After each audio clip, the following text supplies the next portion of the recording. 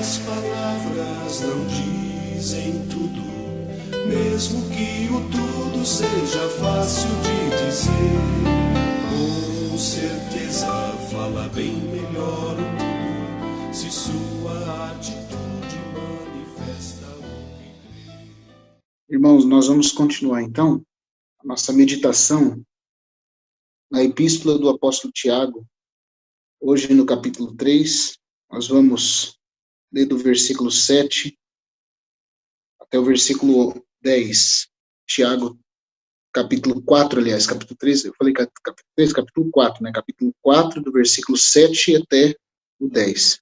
Depois de Tiago nos mostrar qual é o cerne da nossa dificuldade para avançar na vida espiritual, ele mostra que todos os problemas da nossa alma são porque nós temos uma busca desenfreada por prazeres que alimentam o nosso ego.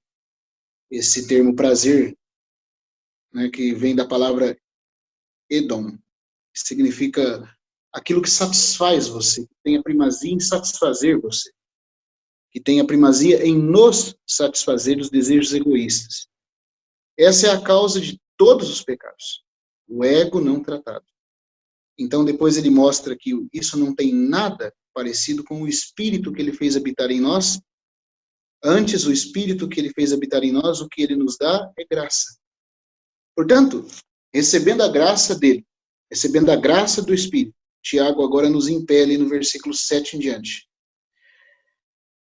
dizendo assim: sujeitai-vos, portanto, a Deus, mas resisti ao diabo, e ele fugirá de vós. Chegai-vos a Deus, e ele se chegará a vós outros. Purificai as mãos, pecadores, e vós que sois de ânimo dobre, limpai o coração. Afligi-vos pranto, e a vossa alegria em tristeza. Humilhai-vos na presença do Senhor, e ele vos exaltará. Então, nós estamos nessa sessão do capítulo 4, que vai do capítulo 4, versículo 1 até o 5, 6, até o capítulo 5, versículo 6, mostrando que essa sessão toda se enquadra dentro daquela palavra de Tiago, lá no capítulo 1, versículo 19, sempre retomando isso com os irmãos, né, que Tiago diz que todo homem seja pronto para ouvir, tardio para falar, tardio para irar-se. O pronto para ouvir, ele já nos deu, né? Lá no capítulo 1, do versículo 20 até o 2, 26. Depois ele, no capítulo 3, nos fala sobre sermos tardios para falar. E agora, tardios para irar-se. A ira é o resultado da insatisfação da nossa alma não satisfeita. Nossa alma fica insatisfeita. E o ápice da expressão da alma rebelde não satisfeita é a ira. E por que a nossa alma não se satisfaz? A gente está vendo. Porque nós temos mais de um objetivo. Na nossa vida, irmãos, nós corremos o risco de ter muitos desejos, múltiplos desejos. Quanto mais desejo egoísta. O problema não é ter desejo, o problema é ter desejos egoístas. Desejos que visam satisfazer o nosso coração egocêntrico. Então nós vamos ser frustrados, porque Deus nos ama muito para permitir que todos os nossos desejos caprichosos sejam satisfeitos. Deus nos ama demais para permitir que isso aconteça. Mas porque nós não temos o Espírito, né, de Cristo ainda forjado em nós, o Espírito não ganhou em nós uma plena expressão, então nós tendemos a nos irar. E a ira faz com que nós façamos guerra, como nós estamos vendo aqui. Mas tudo começa do desejo egoísta não tratado. Depois de Tiago mostrar que Deus tem toda a graça, né, para que nós possamos passar pelas provas da vida espiritual, não tendo nossos desejos caprichosos satisfeitos, porque como nós vimos, se o Senhor realmente cuida de nós e Ele é nosso pastor, aquilo que nós não temos, nós não precisamos.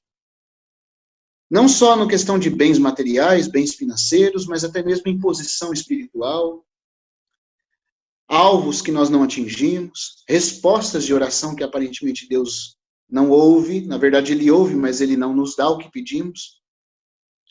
Então, se ele não está nos dando, se ele não nos levou aonde nós queríamos, ao nosso ver, chegar, é porque aquilo pode fazer-nos mal. E se nós formos ao Senhor e ele, por misericórdia, nos conceder graça de vermos isso, então nós vamos nos tornar humildes. E a expressão da humildade é aquela do salmista, no Salmo de Degraus, né? Senhor, não é soberbo o meu coração. Aí olha o contraste que ele faz com o coração soberbo.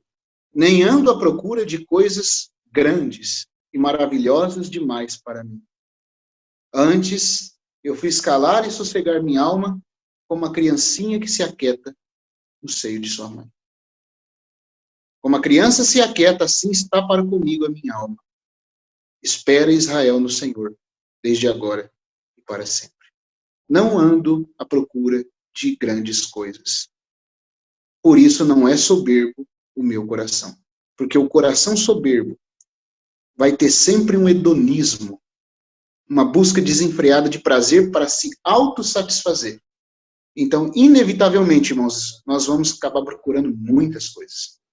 Agora, depois de Tiago mostrar aqui, como eu estou falando aqui, que Deus resiste ao soberbo, mas ao humilde, aquele que não deseja nada, exceto a vontade de Deus, e busca a Deus, Deus concede graça, então ele nos impele. Essa é a consequência. No versículo 7. Sujeitai-vos, portanto, o portanto, ou seja, por essa razão, sujeitem-se a Deus. Ah, irmãos, mas como a palavra de Deus é maravilhosa, né? Porque se Tiago tivesse falado só assim, sujeitem-se a Deus, talvez nós poderíamos falar assim, mas eu tenho praticado isso. Né? Nós podemos pensar que nós sabemos o que é se sujeitar a Deus. Que se sujeitar a Deus é fazer uma oração, dizer, nossa, Senhor, eu entrego a Ti tudo. Pronto. E aí eu vou viver a minha vida, ou cuidar das minhas coisas, e já me sujeitei a Deus. Apresentei, talvez, a Ele durante o dia uma oração, isso quer dizer que eu já me sujeitei a Deus. Mas graças a Deus, como eu sempre costumo ver, né, como o irmão Jonathan Edwards falava, a melhor forma de ler a Bíblia é lê-la contra a nossa própria compreensão e contra nós mesmos. Porque nós achamos que sabemos. Mas pedindo luz ao Senhor, Ele vai nos mostrar a verdadeira sabedoria e Ele vai mostrar, na verdade, né, que a nossa compreensão do que Ele fala é sempre defeituosa. Sujeitai-vos, portanto, a Deus, mas resisti ao diabo e ele fugirá de vós. Como que eu me sujeito a Deus e resisto ao diabo? Porque também nos meios cristãos se fala de resistir ao diabo amarrando o diabo. Amarra o diabo, amarra Satanás, amarra. Mas não tem um versículo na Bíblia dizendo que nós temos que amarrar Satanás. Não há um versículo na Bíblia que diz isso. Com Satanás a gente não lida amarrando Satanás. Nós lidamos com ele resistindo, mas a primeira ordem é sujeitem-se a Deus para poder resistir ao diabo. É em vão dizer que eu estou me sujeitando a Deus, que eu estou resistindo ao diabo, se eu não vivo uma vida sujeita a Deus. Bom, se ao me sujeitar a Deus, o diabo é resistido, então como que eu me sujeito a Deus? Porque, como eu falei, a gente pode se enganar achando que a nossa sujeição a Deus é nós dizermos, Senhor, nós nos sujeitamos a Ti. Mas não é isso que o Tiago, pelo Espírito Santo, irmãos, está nos dizendo. Então, aplicando a palavra, o próprio Espírito vem dizer para nós, como que eu vou me sujeitar? Primeira coisa, chegai-vos a Deus. Versículo 8. Chegai-vos a Deus. Esse termo, achegar-se aqui, do versículo 8, é o mesmo que aparece em alguns versículos do Antigo Testamento, quando se fala do sacerdote que se achega a Deus para poder cumprir o que Deus determinou. Mas antes de cumprir o que Deus determinou, até mesmo ser instruído por Deus. Então, chegai-vos a Deus aqui, por exemplo, tem uma expressão lá no Antigo Testamento, vamos lá no livro de Êxodo 29, Êxodo 29. Eu vou começar lendo o versículo 1 para a gente pegar o contexto. Isto é o que lhes farás para os consagrar, a fim de que me oficiem, me sirvam, ministrem a mim, né, como sacerdotes. Toma um novilho e 2 carneiros sem defeito, e pães asmos e bolo asmos, amassados com azeite, e obreias asmas, untadas com azeite. De flor de farinha de trigo os farás, e os porás no cesto, e no cesto os trarás. Trarás também o novilho e os 2 carneiros.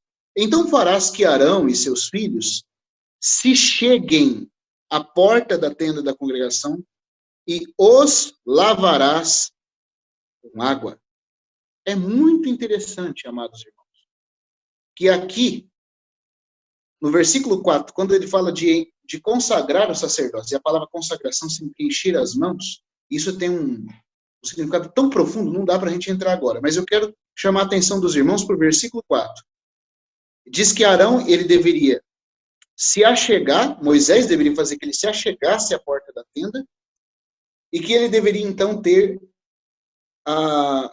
ser lavado com água, para depois ser vestido. É muito interessante que a ordem é se achegar e lavar-se com água para purificação. Quando nós vamos em Tiago, capítulo 4, a mesma coisa acontece aqui. Chegai-vos a Deus, e ele se chegará a vós outros.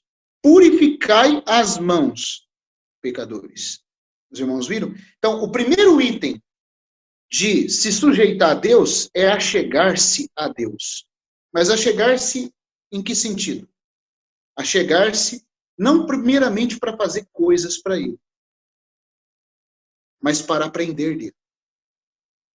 Porque o sumo sacerdote, ele só podia cumprir e servir a Deus baseado nas ordens claras que ele recebia de Deus. E para isso ele se achegava numa posição de ofício, de alguém que se punha pronto para ouvir bem, a fim de saber o que fazer. Irmãos, essa é uma lição tão grande que nós podemos passar por ela sem aprender. Nós achamos, na nossa natureza caída, que se nós fizermos muitas coisas para o Senhor, isso é sinal de que nós estamos vivendo com Ele. Nós achamos que se nós fizermos bastante obras, muitas e muitas coisas, isso é sinal de saúde e de vigor espiritual. O cristianismo ensina tanto isso hoje, não é? No mundo, as pessoas querem fazer coisas.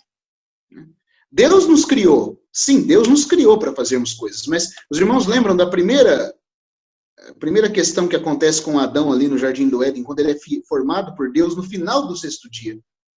Na virada do 6º dia para o sábado, para o Shabá, Adão é criado. E aí, vamos dizer assim, como diz o irmão Ni, né?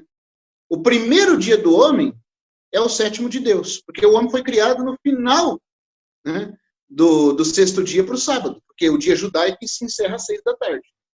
Então, como o homem, Deus no 6º dia criou os animais ferozes, né, o gado, e aí no final do 6º dia ele cria o homem. Então o homem não viveu o 6º dia, o primeiro dia do homem de vida foi o sábado. Agora os irmãos sabem o que acontece no sábado, né? No sábado é o descanso. Então como o irmão Deus costuma falar, né, na empresa de Deus, o Adão pega a malinha para trabalhar. Aí o primeiro dia de trabalho é folga. É assim que funciona. Ô Senhor, mas eu vou fazer alguma coisa. Não, a primeira coisa que você tem que fazer é descansar em mim. A primeira coisa que nós temos que fazer na vida espiritual é pararmos de fazer coisas. Isso é um paradoxo.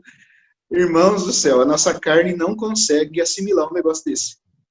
Nós queremos fazer, né? Queremos trabalhar, queremos ter bastante atividade. Mas o Senhor fala, ó, se acheguem a mim. É interessante como toda vez, irmãos, que Deus vai fazer algo realmente espiritual, a primeira ordem de Deus é, para tudo. Aquiete-se. Fique diante de mim. Para Moisés, quando ele foi dar as instruções do tabernáculo, a primeira coisa que Deus fala é, Moisés, sobe ao monte e fica lá. Interessante que ele não fala, fica lá tantos dias. Ele fala, fica lá. Ô, irmão, só o Espírito Santo para nos ensinar a profundidade e a beleza disso. e a necessidade que nós temos de fazer a nossa carne calar. Isso em tudo, irmãos. Nas escolhas da nossa vida, nas coisas que nós queremos fazer para nós mesmos. Há tantos desejos e pensamentos em nós que aparentemente são maquiados de espiritualidade, mas na verdade é tudo coisa para nós e nós temos pressa para fazer, porque nós ainda estamos presos no nosso hedonismo. A vida que serve a Deus, que se põe diante de Deus, é a vida que espera nele. Não é uma vida relaxada, não é uma vida frouxa, mas é uma vida que se move nos passos do Senhor. Como que nós precisamos aprender isso? Eu lembro que numa das vezes que eu estava tendo comunhão com os irmãos aí, na casa do irmão Luiz Leite e a Raquel, então a gente estava conversando e o irmão estava falando, né, que a impressão que Deus tem dado aos irmãos aí, né, isso foi antes da pandemia, mas é que nós precisamos primeiramente aprender a andar nos passos do Senhor conforme Ele se move, para que nós não passemos na frente dele na nossa presunção, porque nós não pecamos só por omissão, por deixar de cumprir o que Deus falou, mas por fazer o que Deus não falou para fazer, irmãos. Nós fazemos coisas que Deus não mandou a gente fazer. E aí nos envolvemos em problemas mais tarde. Tem um cântico que está no Inário, que eu gosto muito dele. Ele fala assim: com Jesus quero andar, sempre passo a passo. Dia a dia estar bem no seu compasso. No compasso do Senhor, no ritmo dele. Não correndo na frente dele, nem ficando para trás. Eu quero estar com ele. Aí ele fala assim: é muito doce andar com Cristo. Cada passo e dia meu. Sempre junto a ele ando, palmilhando os passos teus.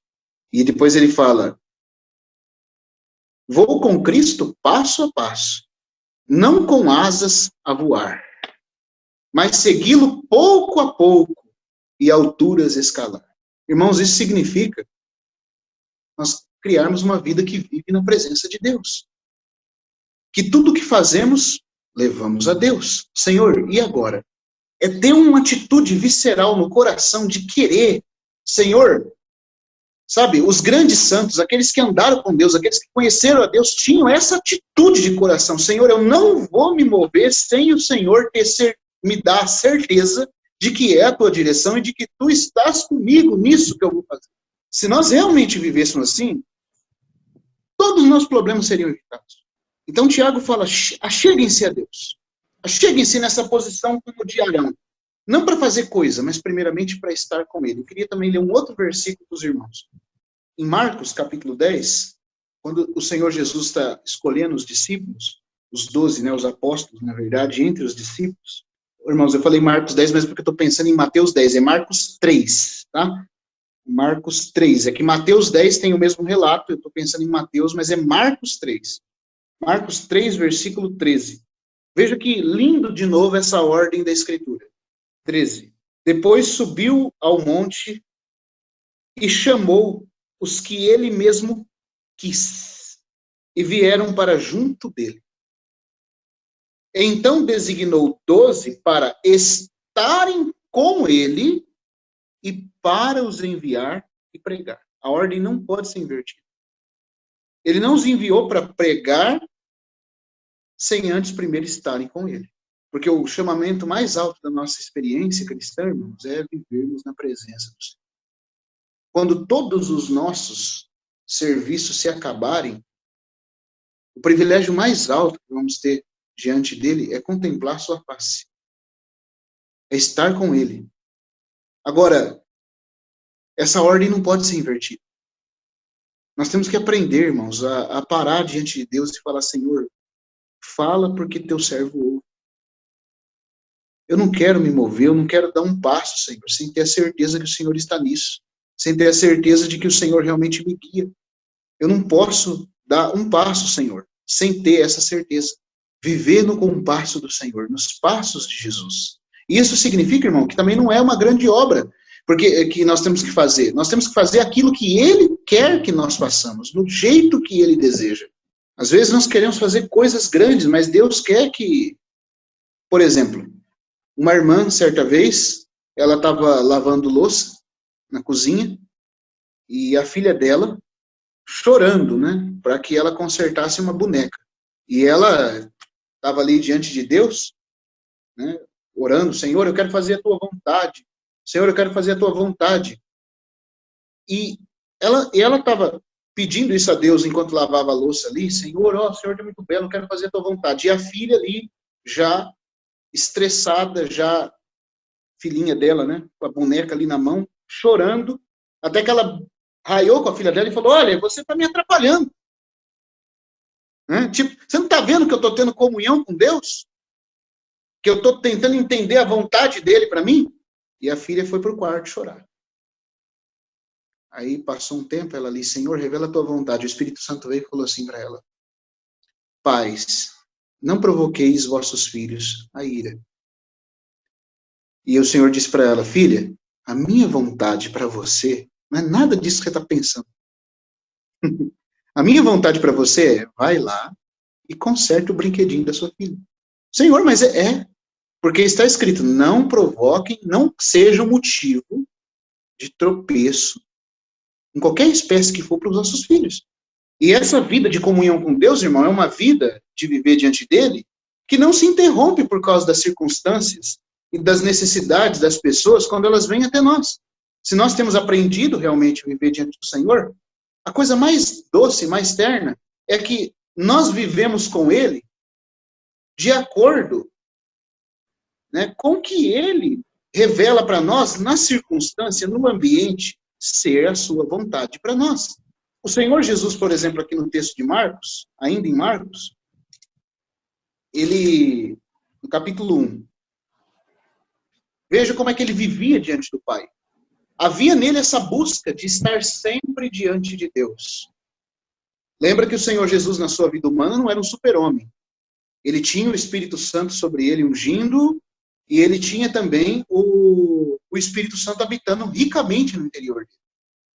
Mas ele, como homem, ele foi provado em todas as circunstâncias como nós, e ele precisou, irmãos, aprender pela obediência, aprender pelas coisas que sofreu, a obediência, está escrito em Hebreus. E ele, como homem, assim como sendo o nosso modelo, ele era despertado todas as manhãs por Deus. A ideia do texto, quando fala que ele fala em João 5 que ele via o Pai fazer, e somente aquilo que ele viu o Pai fazer, ele reproduzia.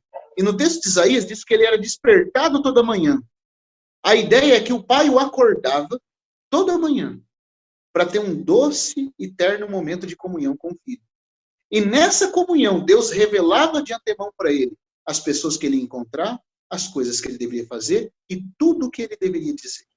Só que o interessante é que nessa vida íntima de Deus, ele também percebia, olha só, irmãos, na vida íntima, vivendo diante de Deus, isso não bloqueava ele a entender a vontade instantânea de Deus no momento para ele. Porque nós corremos esse risco de desequilíbrio também. Nós estamos vivendo tanto diante de Deus que a gente se esquece dos homens. Nós nos esquecemos até da própria vontade de Deus por, presumidamente, estarmos vivendo diante dele. Nós vivemos tanto diante dele que a gente não cumpre a vontade dele. Ficamos igual aqueles monges da Idade Média. A gente vai para o monastério, para o mosteiro, se isola lá, e ali nós praticamos a santidade. Não é esse chamado do Senhor para nós. Não é, irmãos. Ele quer que nós vivamos diante dele de uma forma integral. Para que nessa comunhão com ele, nós nos achegando a ele, se alguma necessidade acontece na circunstância pela qual ele nos fala, nós entendemos de forma imediata o que ele deseja de nós naquele momento, naquela hora. Isso é vida de comunhão. Olha, o exemplo do próprio Senhor Jesus, no capítulo 1 de Marcos, no versículo 35, né? Ele fala assim, tendo se levantado alta madrugada, saiu, ou seja, era bem de madrugada ainda, foi para um lugar deserto e ali orava. Procuravam-no diligentemente Simão e os que com ele estavam. Procurar diligentemente aqui é um termo muito forte no original, significa que eles acordaram e ficaram preocupados, eles não viram Jesus. Mas para onde ele foi? E aí chegaram, né, para ele, no 37, dizendo, tendo-o encontrado, lhe disseram, todos te buscam, Senhor. Ou seja, não faça isso, Senhor. O Senhor saiu sem nós vermos e todos estão te procurando. Todos estão te procurando. E veja, Jesus estava orando, irmãos, quando os discípulos chegaram falando isso. Os discípulos chegaram falando que havia uma necessidade da parte de todas as pessoas que estavam procurando ele. O que eu acho lindo, que eu ganhei lendo esse texto aqui, é que o Senhor, né, ele não dá uma bronca nos discípulos. Ele não fala assim, ó, vocês não estão sabendo, vocês não estão vendo que eu estou orando? Vocês não estão vendo que eu estou tendo comunhão com Deus?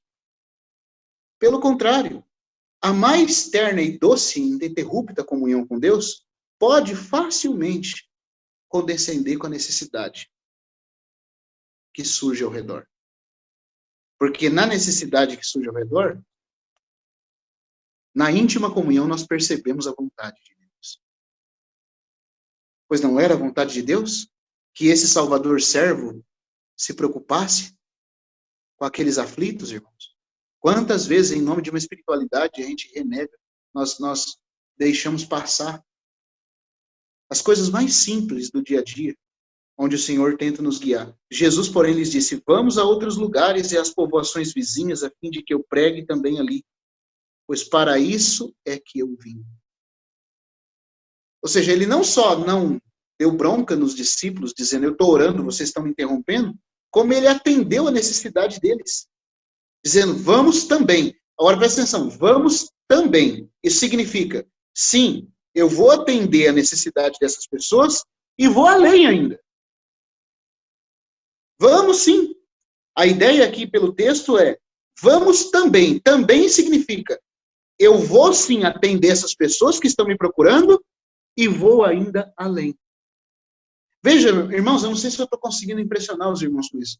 A comunhão dele com o Pai era algo tão doce que ele podia discernir ao Pai na comunhão, mas imediatamente também discernir aquilo, naquele ato que o Pai estava de comunhão com ele, ele podia discernir o guiar do Pai nas circunstâncias. Como que a gente pode ser propenso a se desviar nisso? Ou nós fazemos muito, ou nos isolamos e não fazemos nada. Mas o Senhor não. Ele quer nos equilibrar nesse caminho. Então, achegue-se a Deus. Nós precisamos, irmãos, desenvolver esses hábitos santos. De orar, de parar os afazeres, sabe? Se não dá para parar primeiro os afazeres, mas nós irmos primeiro diante de Deus e indo diante de Deus, nós discernirmos a sua vontade nas circunstâncias. E o melhor, eu estava conversando com o irmão hoje de manhã, o melhor caminho para fazer isso é nós termos um tempo matutino com o Senhor. O grande modelo de todos que andaram com Deus era acordar de manhã. Como o salmista fala, de manhã, Senhor, ouves minha voz, de manhã apresenta minha oração e fico esperando. Fico esperando. Hudson Taylor dizia assim, os passarinhos nunca irão me preceder no louvor ao meu Senhor. Ele tinha que acordar primeiro.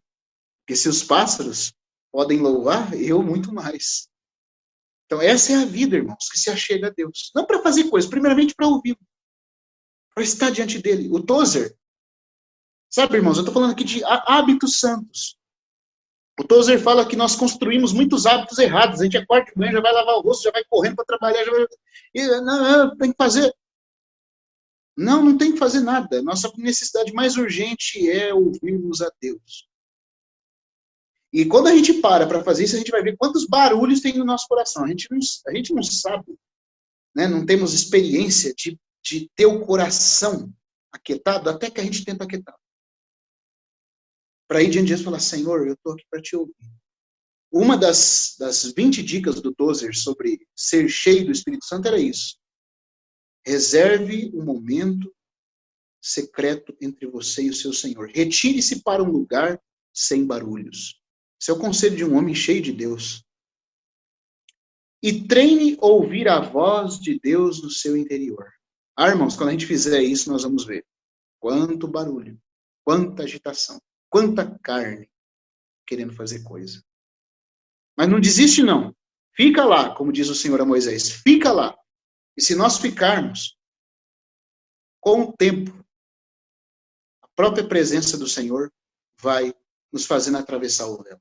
Então, o primeiro item, achegue-se a Deus. Depois, assim como lá em Êxodo, fala de se achegar e de lavar de se lavar com água, Tiago, no capítulo 4, também diz: chegai-vos a Deus, e ele se chegará a vós outros. Purificai as mãos, pecadores. O termo purificar aqui, que em grego também significa uma expressão de liturgia, de culto, de serviço sacerdotal, que lava as mãos, que lava o corpo, mas aqui Tiago está falando de lavar as mãos, é uma purificação para o serviço. Você vê que o serviço vem depois da comunhão. Primeiro, achegue-se a Deus, e ele se chegará a vós. Também aqui tem um outro princípio, irmãos. Nada na nossa vida espiritual, depois que nós cremos, acontece se nós não nos dispormos. Então tem uma certa doutrina por aí da hipergraça, que Deus faz tudo.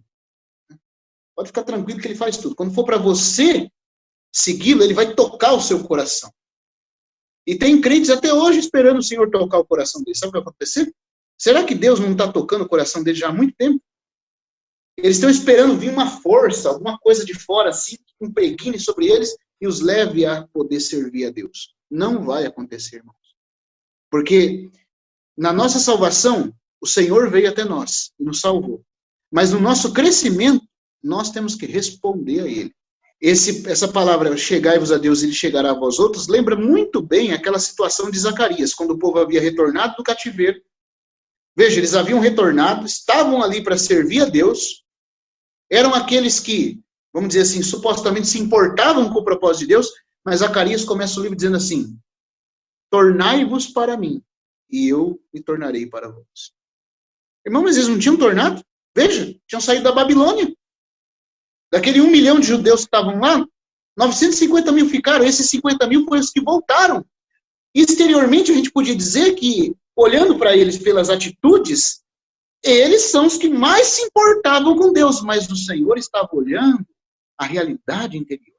Porque é muito fácil a gente se enganar com fazer coisas, mas o Senhor quer ver o movimento do nosso coração. Nós realmente o amamos? Nós realmente queremos ter comunhão com Ele? Nós realmente queremos ouvir de verdade a voz dele? Então, chegai-vos a Deus. Agora é um movimento de disposicional, é disposicional a questão. Ele envolve a nossa disposição, e ele se chegará a vós outros. Então, nessa comunhão, onde nós nos achegamos a ele, ele se achega a nós. Depois que a graça nos foi dada e nos capacitou, Deus não vai forçar coisa alguma mais. E depois que nós nos achegamos e o ouvimos, aí vem a purificação. Purificai as vossas mãos. Essa purificação lá em Êxodo, ela aparece sendo feita com a lavagem de água.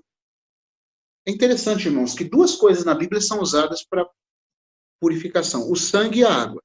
Qual que é a diferença do sangue e da água na purificação? Vamos ver um versículo lá em Hebreus capítulo 10? Capítulo 10 de Hebreus, vamos lá. 10, versículo 19. Aqui o autor de Hebreus, nessa exortação, ele fala assim: tendo, pois, irmãos, intrepidez para entrar no Santo dos Santos pelo sangue de Jesus, pelo novo e vivo caminho que ele nos consagrou pelo véu, isto é, pela sua carne, e tendo grande sacerdote sobre a casa de Deus. Agora, olha só. Aproximemo-nos com sincero coração, em plena certeza de fé, tendo o coração purificado de má consciência. Eu queria perguntar para os irmãos, o que purifica o coração de má consciência? O sangue que ele falou lá em cima. Porque aqui está falando da nossa experiência de comunhão com Deus. Sempre que nós vamos a Deus, há de aparecer algum defeito. Porque Deus é luz e não há nele treva nenhuma, e em nós há defeitos. Então, como é que eu, que me achego a Deus, vou me achegar em paz? Pelo sangue de Jesus aplicado à minha consciência, que a purifica. O sangue responde a Deus, o sangue responde ao inimigo, e o sangue responde à minha consciência. A minha consciência, que é, na verdade, a janela pela qual a luz de Deus entra, não pode me acusar de algo que Deus já não me acusa. Se Deus já está satisfeito com o sangue, minha consciência, então, agora também pode descansar. Porque a consciência é só um refletor da luz de Deus. A janela pela qual entra a luz moral de Deus em nós. Agora, irmãos, Se Deus não me acusa por causa do sangue, minha consciência pode ter descanso também. Graças ao Senhor por isso. Porque o sangue responde diante de Deus, no seu trono, responde na minha consciência e também cala o inimigo. Porque outra coisa a gente vai perceber. Se a consciência continua acusando, depois de o sangue ter sido aplicado, não é Deus. Porque Deus está satisfeito com o sangue. Também não é a própria consciência em si, porque a consciência é sempre condizente com Deus. Então é o inimigo que está falando. Então o que eu tenho que fazer com ele? Eu tenho que apresentar o sangue, dizer, olha, Satanás, eu sei que é você. Porque o sangue já me purificou diante de Deus, minha consciência descansa no que Deus descansa. Essa acusação não é minha e não é do meu Deus, é tua e eu não aceito, eu não a recebo. Então, isso é coração purificado de má consciência, pelo sangue que foi mencionado lá em cima. Mas tem uma outra coisa aqui que acontece aqui em Hebreus agora. A fim de eu poder crescer na intimidade com Deus, porque para me aproximar, o sangue é suficiente. Mas para mim permanecer no Santo dos Santos, que esse é o chamado de Hebreus, dessa exortação de Hebreus, é vida no Santíssimo, eu não posso só ter o sangue tratando o pecado. Porque tratar o pecado é algo que me faz entrar na presença de Deus. Mas o que me faz permanecer como um sacerdote para oficiar diante de Deus, irmãos? Os irmãos estão conseguindo entender isso? É por isso que a gente vai ver cristãos que não crescem espiritualmente. O sangue para ele é igual detergente, fica lavando o pecado toda hora. Toda hora ele peca, o sangue me lava. Mas ele não tem uma vida de obediência à palavra de Deus. Então, o máximo que acontece é perdão. O máximo que ele conhece de Deus é perdão. Isso é a vida dos filhinhos lá de 1 João. Filhinhos, eu vos escrevo porque sabeis que os vossos pecados são perdoados. Então, é muito bom ter o pecado perdoado. Mas o chamado mais alto de Deus não é, irmãos, para que nós fiquemos vivendo uma vida de toda hora. Cai no pecado, confessa o pecado. Cai no pecado, confessa o pecado. Cai no pecado, confessa o pecado. Deus nos chama para algo mais alto. Claro que se nós cairmos involuntariamente, o sangue está sempre disponível para nos limpar. Ele está pronto a fazer purificação, a responder essa resposta tripla diante de Deus, na nossa consciência e diante do inimigo. Mas se eu ficar toda hora só, eu caio e me arrependo, caio e me arrependo, caio e me arrependo e o sangue lava. E fica esse processo. E eu não dou o passo além, eu não tenho como viver na presença do Senhor. Porque minhas mãos e meu corpo estão contaminados.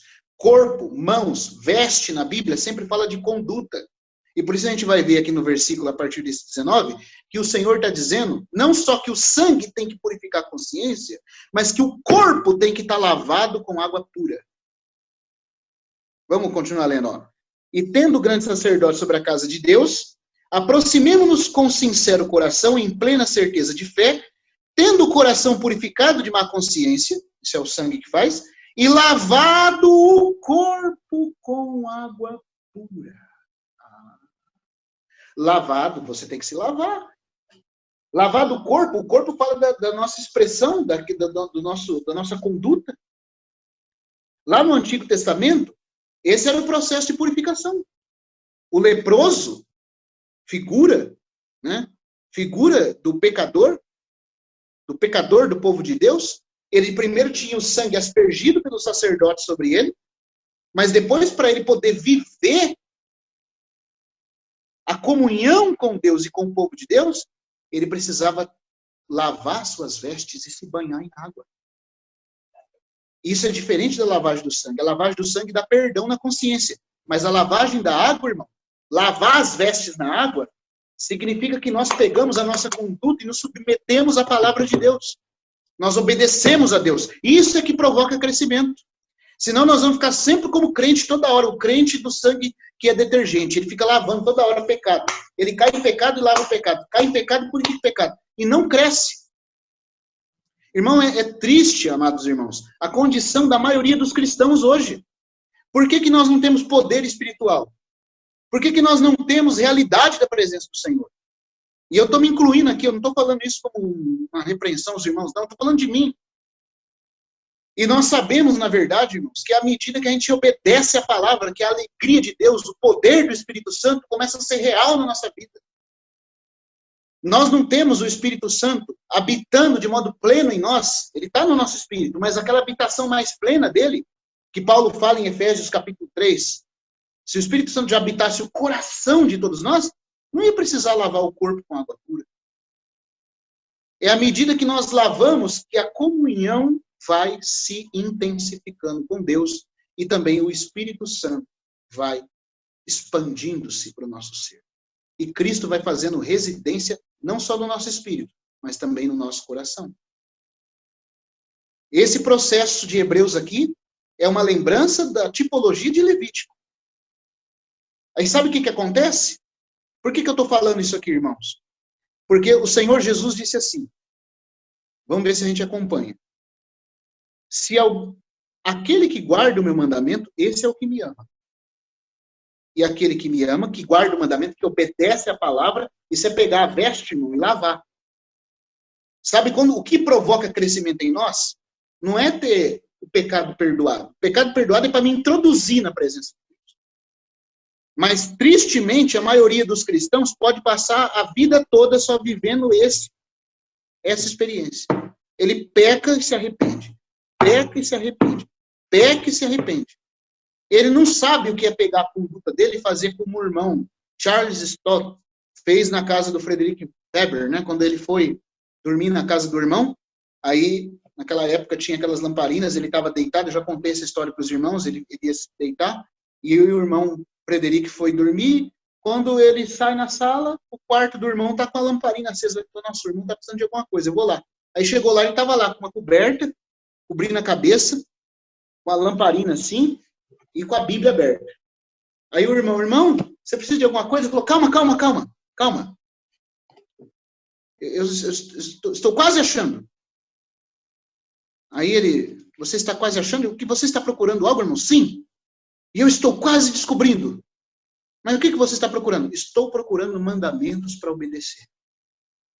Oh, irmãos, isso é uma vida que está além de perdão de pecados.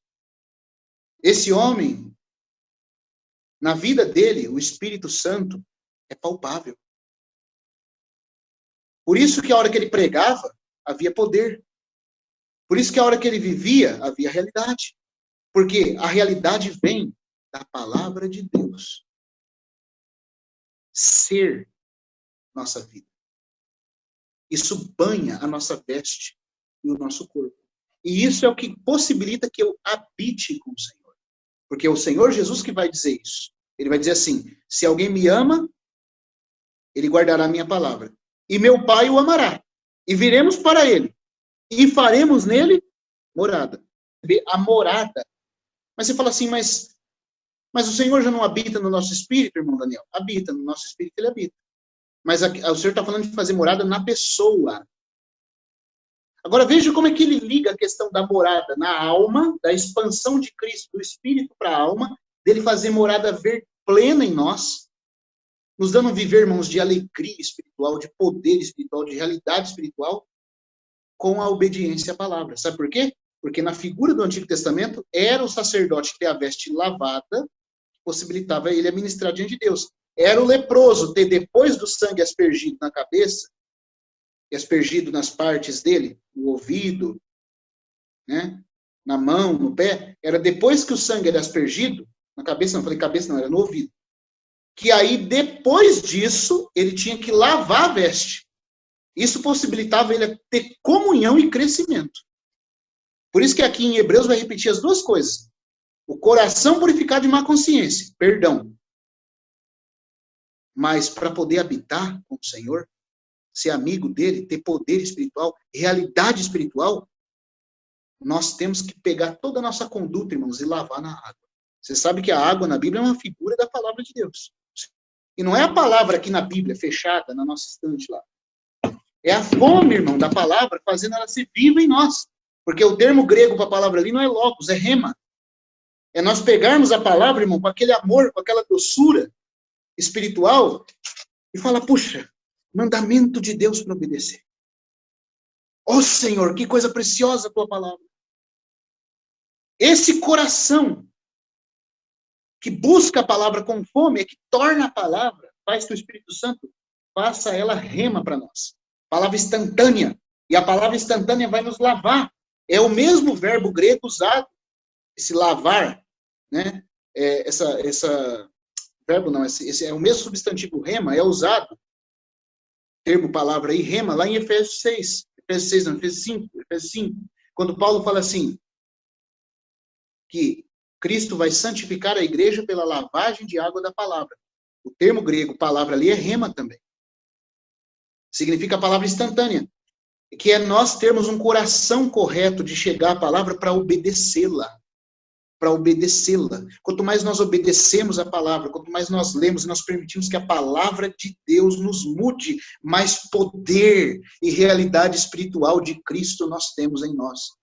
E nós vamos viver diante dele para ministrá-lo como sacerdotes. Purifiquem as mãos, purifiquem a conduta de vocês, acheguem-se para a comunhão, e na comunhão, deixe a palavra de Deus filtrar tudo na nossa vida. Tudo na nossa vida.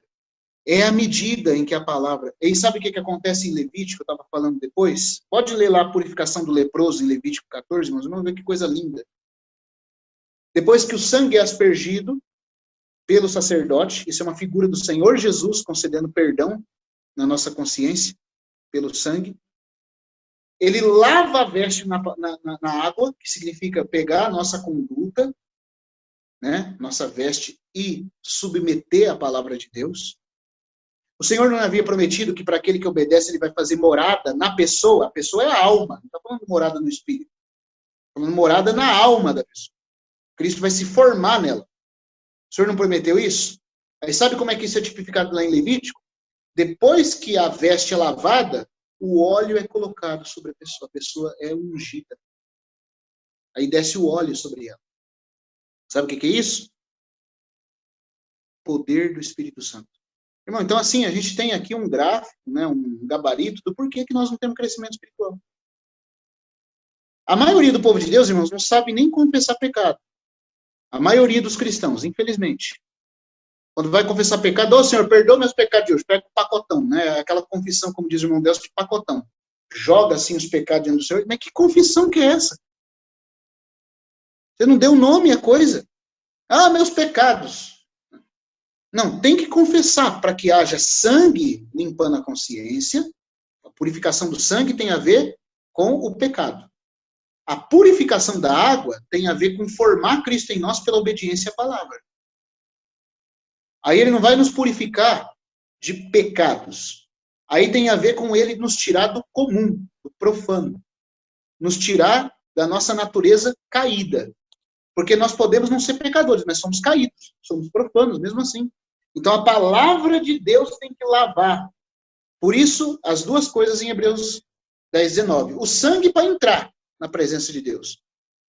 Mas é a obediência que me mantém numa vida de comunhão com Ele. Por isso, lavar as vestes e o corpo em água pura. A palavra. Aí eu vou viver vida no Santíssimo. Os irmãos estão vendo que coisa linda? E quando eu vivo a vida no Santíssimo, o que acontece? Em terceiro lugar, o Espírito Santo é dado. Ah, mas o Espírito Santo já habita em mim, irmão. Ele habita no seu espírito, mas está trancado lá. Na nossa experiência, o Espírito Santo pode ficar trancado no nosso espírito e não encher a nossa vida. O Espírito Santo enche a nossa vida à medida que a veste é lavada. Por isso que é muito interessante que Eclesiastes vai dizer lá, sejam sempre alvas as tuas vestes e nunca falte óleo sobre a tua face. A primeira veste tem que ser lavada. A veste e o corpo tem que ser banhado na água. Aí qual vai ser a consequência? Irmão, eu falo para os irmãos, isso é verdade. Porque, assim, a gente tende a pensar que tudo é automático. O Espírito Santo nos enchendo é automático. Tudo é automático. O Espírito Santo está no meu espírito, então eu já tenho o Senhor, toda a realidade já está aqui, tudo é Cristo, Cristo é tudo. Não é assim não, irmão. Não é desse jeito. Existe um processo. Agora, Eu estava conversando hoje com meu pai na hora do almoço. Dá tristeza, irmãos, de ver a condição dos cristãos. Não sabe nem o que é confessar pecado. Não sabe nem o que é ter o sangue na consciência aplicado. Está cheio de cristãos com traumas, sequelas na consciência, problemas no coração não resolvidos, cheio de amargura contra Deus, contra irmãos, e o sangue está lá disponível, mas ele não sabe usar. Que nós, irmãos, pela misericórdia de Deus, pelo menos saibamos a eficácia do sangue, a tripla eficácia do sangue. E depois, se esse sangue, de modo triplo, nos serve de uma maneira tão maravilhosa na provisão, que nós aprendamos agora a pegar, uma vez lavados pelo sangue, né, na consciência e perdoados, nós possamos agora, alegremente reconciliados pelo perdão, tomar os mandamentos de Deus na Bíblia para obedecer com alegria. Isso vai lavar as nossas vestes, vai alvejar, porque o sangue é para a consciência, mas é a água que é para a veste e para o corpo. Está dando para entender, irmãos, a diferença entre uma lavagem e outra? O sangue purifica a consciência. A água da palavra de Deus nos faz permanecer no Senhor, em comunhão com Ele, em vida santa. E à medida que nós vamos sendo santificados pela água, o óleo desce sobre a nossa cabeça. Eu sei que os irmãos sabem que isso é verdade. Você já teve aquele momento que você fala uma verdade da Bíblia, mas falta poder? Você sabe bem no fundo de você que você não está vivendo aquilo. Você fala, mas não tem eficácia. Parece que sai murcho. Sai aqui e cai. Mas os irmãos também sabem. Como isso também é a minha experiência. Já muitas vezes. Eu vou falar alguma coisa, mas aquilo ali não é real para mim. Não é a minha realidade. Só que também tem momentos, irmãos, quando a gente está no Senhor, que a hora que você fala, você sabe, e a pessoa que ouviu também sabe, que há uma realidade ali que não é comum. Há poder, há óleo. E por que há óleo? Por que a unção do Senhor está sobre aquilo? Por que a unção do Senhor se manifesta? Porque a obediência está por trás. Aonde tem obediência, tem Espírito Santo. Vamos ver Atos capítulo 5, ó. Esse versículo ajuda a gente a entender mais ainda isso. Então, tá cheio de irmão no movimento pentecostal por aí, achando que vida no Espírito Santo é falar em língua, mas com a mesma língua que ele fala em língua, ele fala mal do irmão. Ele fofoca, ele sai provocando rixas. Tudo isso que Tiago está descrevendo aqui no capítulo 4, de briga, de guerra, de contenda, ele faz. Depois vai no culto, fala em língua, tem dom, tem tanto, mas não muda, irmãos. Porque dom não significa espiritualidade. Em 1 Coríntios 1:7, Paulo fala lá que os coríntios receberam todos os dons. Dom, carisma, é presente dado pelo Espírito Santo. Instrumentos que o Espírito Santo dá para o cristão usar. Agora, o fato de uma criança receber alguma coisa ou pegar alguma coisa não quer dizer que ela é adulta. Então os coríntios tinham todos os dons, Paulo fala. Só que lá no capítulo 3 ele escreve, vós ainda sois carnais. E o cristão pensa que dom do Espírito Santo é vida no Espírito Santo. E não é. Vida no Espírito Santo, unção, só vem depois da obediência. E a obediência só vem depois do perdão. Então nós precisamos provar o sangue na consciência. Nós precisamos provar a palavra de Deus, que o Senhor Jesus falou que é a palavra que nos lava do comum, do profano. Nós precisamos provar a palavra de Deus lavando a nossa veste. E as vestes de linho são os atos de justiça dos santos, como está em Apocalipse. Até o ponto que elas são alvejadas. E aí, então, o óleo é derramado. O óleo sempre atesta o que tem obediência. Quando a gente fala uma coisa com realidade, porque nós estamos vivendo, irmãos, há poder naquilo. A mudança. Nós sabemos, porque o Espírito Santo dá testemunho disso e as pessoas também sabem. Então, em Atos 5, Pedro fala, no versículo 32, olha a relação linda entre o Espírito Santo e a obediência, entre o óleo e a veste lavada. Eu não sei para os irmãos, mas isso para mim é uma luz tão maravilhosa, porque indica, irmãos, que se eu for obediente, o Espírito Santo está comigo. Se eu obedecer a Deus, eu vou conhecer a alegria do Espírito Santo, o poder do Espírito Santo, a realidade do Espírito Santo, coisas que os crentes comuns não conhecem. E não conhecem, porque vivem vida desobediente. Versículo 32. Ora, nós somos testemunhas destes fatos. E bem assim o Espírito Santo, que Deus ortogou aos que lhe obedecem. Então você vê aí, a ordem é sempre essa. Obediência, o Espírito Santo. Como diz aquele cântico também do Inário, né? Ao andar com Jesus na palavra e na luz. Ó que glória, que paz, que prazer. Ao cumprir seu querer, vem conosco viver e com quem crer e obedecer. Temos de crer, sempre obedecer, se contentes, satisfeitos, porque contentamento é satisfação, se contentes em Cristo almejamos viver. Mas só há de provar seu amor singular, quem no altar tudo oferecer. O pecador pode até provar o amor salvador de Deus, mas o amor de companheirismo, esse não é para todos.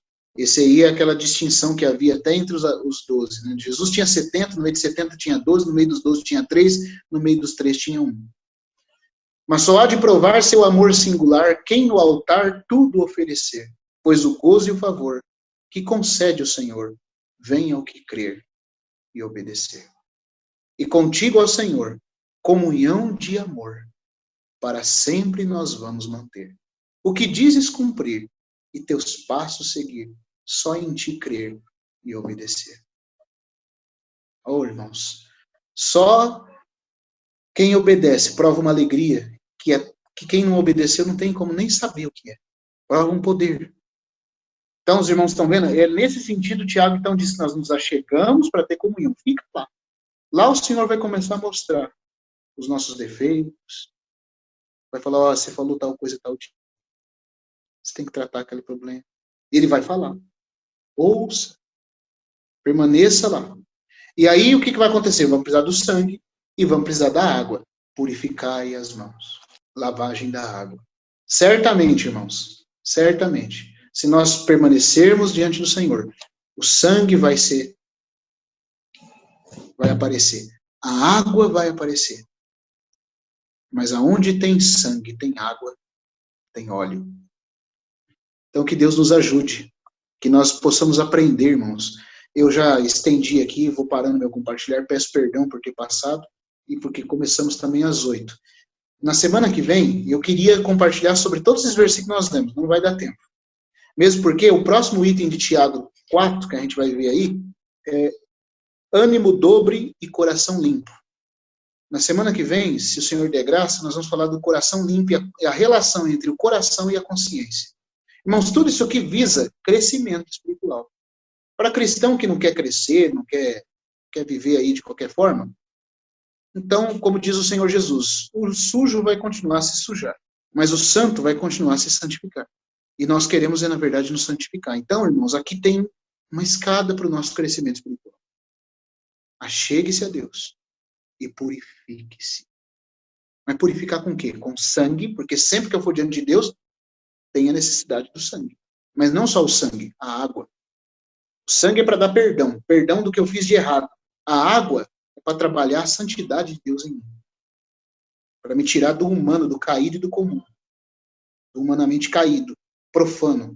E trabalhar pela obediência o caráter de Cristo em mim. Porque quando eu obedeço, o Espírito Santo vem. Às vezes eu estou querendo o Espírito Santo para obedecer, mas eu tenho que estar disposto a obedecer para receber aquela doçura do Espírito Santo. À medida que a gente vai se firmando em fé na obediência à palavra, o Espírito vai vindo. A gente quer o Espírito, mas o Espírito, estou falando do Espírito, estou falando de Espírito de habitação, tá entendendo? O Espírito de realidade. O Espírito Santo nos dando a realidade da presença plena do Senhor. E isso vem com obediência. Que o Senhor nos ajude.